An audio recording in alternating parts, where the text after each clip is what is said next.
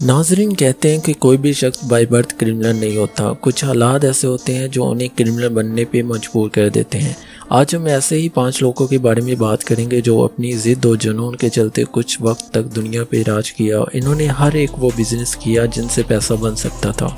नाजरीन, अगर top 5 list की बात करें तो सबसे पहले नाम आता है पेबल्स। इस इंसान ने जुर्म की दुनिया में एक स्टैंडर्ड क्रिएट किया।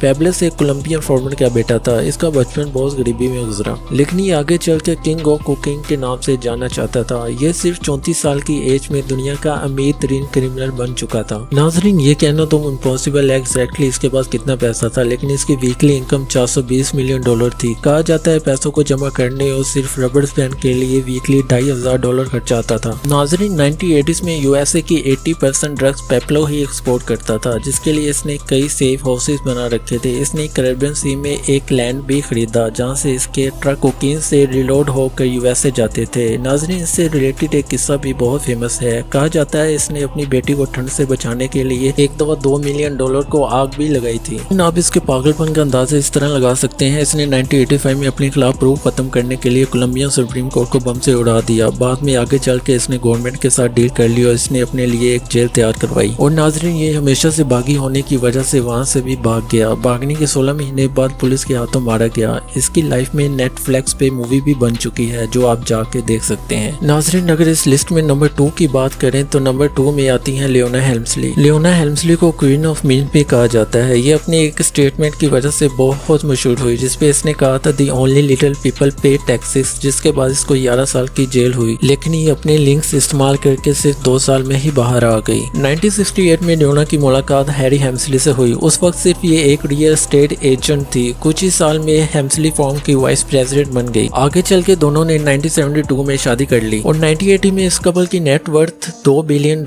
एस्टिमेट की गई, और जिसका मेन पोर्शन था न्यूयॉर्क रियल एस्टेट एजेंसी। और कुछ लोग मानते हैं ये लोग एक्सटॉर्शन मनी भी लेते थे। और अपने पीक टाइम पर ये कपल कुछ बहुत मशहूर बिल्डिंग के ओनर भी थे। इसमें एम्पायर स्टेट बिल्डिंग भी शामिल थी। लियोना की मौत अगस्त 2007 में हुई। उस वक्त लियोना की नेट वर्थ $1 बिलियन थी। नाजरीन, अगर इस लिस्ट में नंबर 3 की बात करें तो नंबर 3 पे आता है अल कपून। अल कपून एक अमेरिकन गैंगस्टर था जो स्कारफेस के नाम से भी पहचाना जाता था। इसके पेरेंट्स इटालियन इमिग्रेंट्स थे। इसने बचपन में ही 5 पॉइंट नाम की अमेरिकन गैंग ज्वाइन की और ऑर्गेनाइज्ड क्राइम एक्टिविटी में इन्वॉल्व हो गया। अर्ली 20s में ये शिकागो मूव हो गया और उस वक्त के बड़े गैंगस्टर जोनी टोरियो का राइट हैंड बन गया, जो इल्लीगल शराब का बिजनेस किया करता था। कुछ ही वक्त में कपूर ने सारा बिजनेस संभाल लिया, लेकिन इसके बिजनेस करने का तरीका बहुत खतरनाक था, जिसकी वजह से ये काफी मशहूर हुआ। साथ ही साथ कपूर चैरिटी का काम भी किया करता था। लोग उसको उस वक्त का रॉबिन हुड भी कहते थे। लेकिन एक गैंग वॉर में 7 बड़े गैंगस्टर को एक साथ सरेआम मारने के बाद कपूर की इमेज बहुत खराब हो गई और आगे चलकर उसको अरेस्ट भी कर लिया गया। और 1947 में हार्ट अटैक से कपूर की मौत हो गई। उस वक्त सिर्फ इसकी एज 48 ईयर्स थी। अल कपूर की लाइफ में बेस एक मूवी है स्कारफेस के नाम से, जो आप जाकर देख सकते हैं। नाज़रीन, अगर नंबर 4 की बात करें तो नंबर 4 पे आता है दाऊद इब्राहिम। दाऊद इब्राहिम इंडिया में मोस्ट वांटेड अंडरवर्ल्ड डॉन की हैसियत से भी पहचाना जाता है। ये इंडिया की तंजीम डी कंपनी का हेड भी है और आज भी इंडिया को इसकी तलाश है। कुछ लोगों का मानना यह है पाकिस्तान की सिटी कराची में छुपा हुआ है और पाकिस्तान की एजेंसी ISI